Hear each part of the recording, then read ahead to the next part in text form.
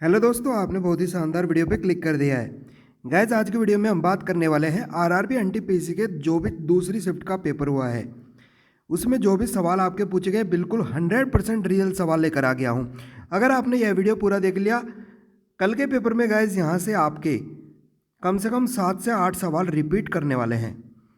तो दोस्तों वीडियो को पूरा देखना है। जो भी सवाल पूछे गए सभी को मैं ट्रिक से कराने वाला हूँ। एक एक सवाल 100% रियल सवाल है। जैसा हमने उम्मीद किया था उससे भी ज़्यादा आसान पेपर आ गया है। तो दोस्तों जल्दी से एक एक सवालों को देख लेते हैं।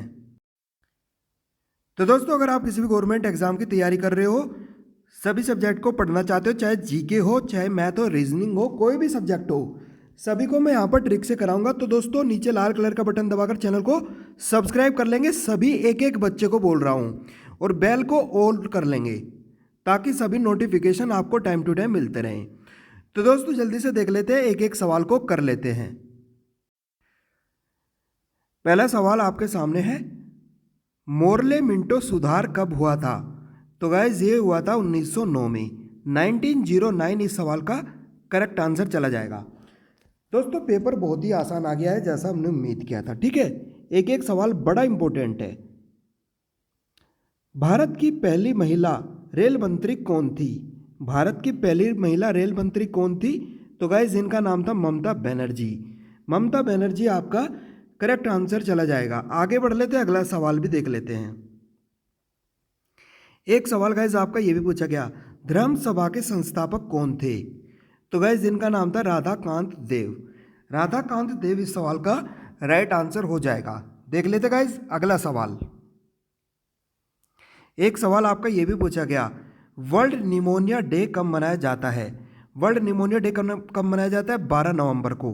12 नवंबर आपका राइट आंसर हो जाएगा। इंपॉर्टेंट सवाल था दोस्तों।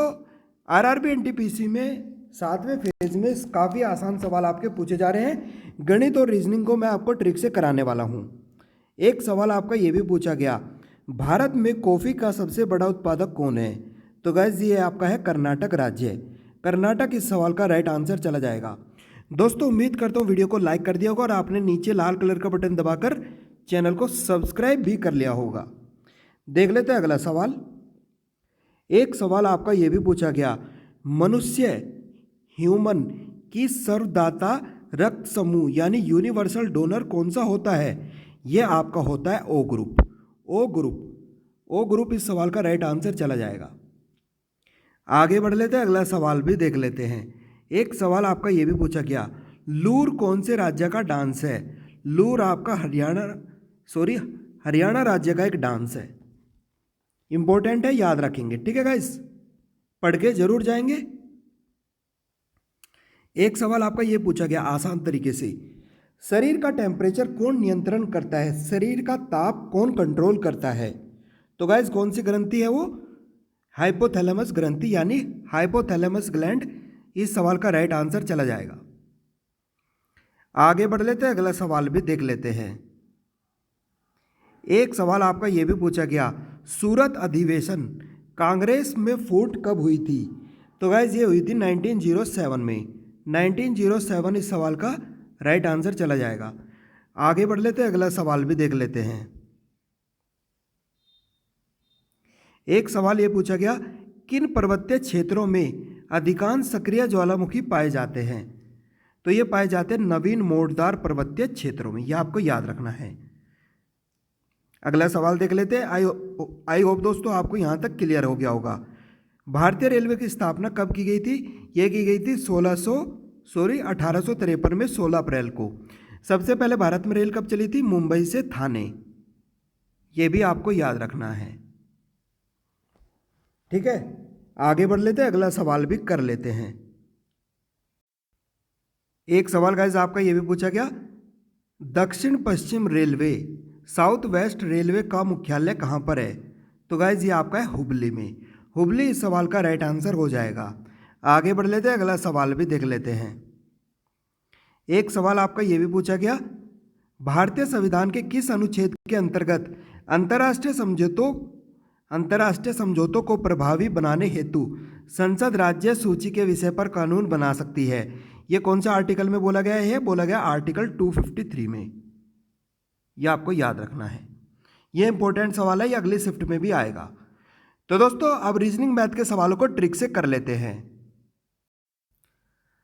तो दोस्तों ये गणित का सवाल पूछा गया। उम्मीद करता हूँ अब तक आपने वीडियो को लाइक किया होगा और चैनल को सब्सक्राइब किया होगा सभी गवर्नमेंट एग्जाम के लिए। गाइस कोई भी बच्चा नहीं रहेगा, सभी लाल कलर का बटन दबाकर चैनल को सब्सक्राइब कर लेंगे। नीचे जो लाल कलर का बटन होता है, क्या करेंगे अब देखो लॉजिक क्या लगेगा। 11 का अनुपात दिया गया है, 15 का अनुपात पूछा है। लॉजिक ये लगेगा 11 का वर्ग करेंगे, 11 में 2 की गुणा करके जोड़ देंगे। जब आप इसको सोल्व करोगे तो ये आएगा 121 प्लस 22। जब आप इसको जोड़ोगे तो ये आएगा 143। 143 ये लॉजिक से मिल गया। ये लॉजिक इधर भी लगेगा। कैसे? 15 का वर्ग 15 में 2 की गुणा करके जोड़ देंगे। सोल्व करेंगे तो ये आएगा आपका 225 प्लस 30। यह आएगा आपका गाइस 252। 252 इस सवाल का राइट आंसर हो जाएगा। इतने आसान तरीके से आप ये सवाल करके आ सकते थे। आगे बढ़ लेते हैं, अगला सवाल भी देख लेते हैं। एक सवाल गाइस आपका ये भी पूछा गया। एक कोड भाषा में लॉयल्टी का कोड दिया गया है और प्रोक्लेम का कोड पूछा है। लॉजिक क्या लगेगा देखो मैं आपको बता देता हूं। लॉयल्टी ऐसे लिखा जाएगा, इसका कोड पूछा है। अब इसमें लॉजिक क्या दिया गया इसका, MPZ BMUZ।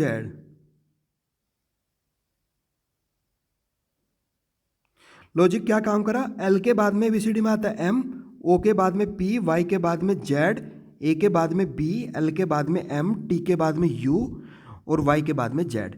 यही लॉजिक कहाँ लगेगा, प्रोक्लेम में। यही लॉजिक यहां पर लगेगा आपका।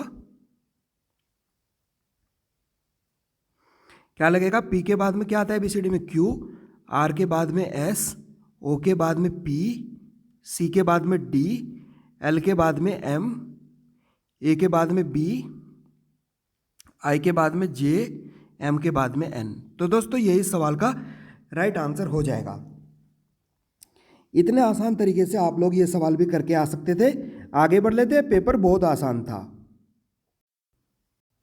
तो दोस्तों जो भी दूसरी शिफ्ट के सवाल मुझे बच्चों ने बताए 100% रियल सवाल मैंने आपको बता दिए हैं। आगे भी हमसे जुड़ने के लिए चैनल को सब्सक्राइब कर लेंगे। नीचे जो लाल कलर का बटन होता है बेल आइकन को ऑल कर लेंगे ताकि सभी नोटिफिकेशन आपको टाइम टू टाइम मिलते रहें। सारे सब्जेक्ट आपको यहीं मिल जाएंगे।